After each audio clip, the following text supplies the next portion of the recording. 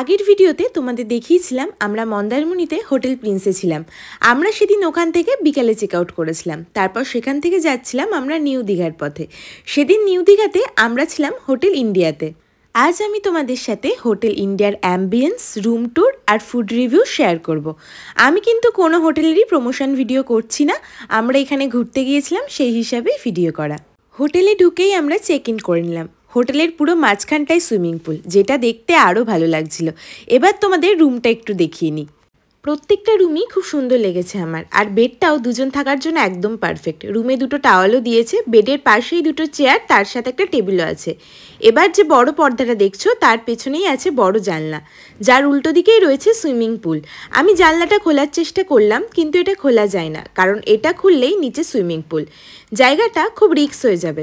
যাই হোক, এবার তার পাশেই রয়েছে মিরর, তারপর একটা ওয়ার্ড্রপে একটা পিলো আছে, আর তারপরেই আছে টিভি। এবার ওয়াশরুমটা দেখাই চলো। ওয়াশরুমটা ভালোই বড়, গিজারও আছে, আর ওয়াশরুমে শ্যাম্পু, সোপ এইসবও ছিল। আর এই ছিল আমার হোটেল ইন্ডিয়ার ফুল রুম ট্যুর।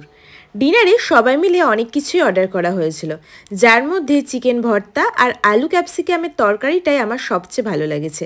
বাকি ফুড রিভিউ নিয়ে আসছি আপকামিং মিনি ব্লগে। ভিডিওটা ভালো লাগলে সাবস্ক্রাইব করতে ভুলো না কিন্তু।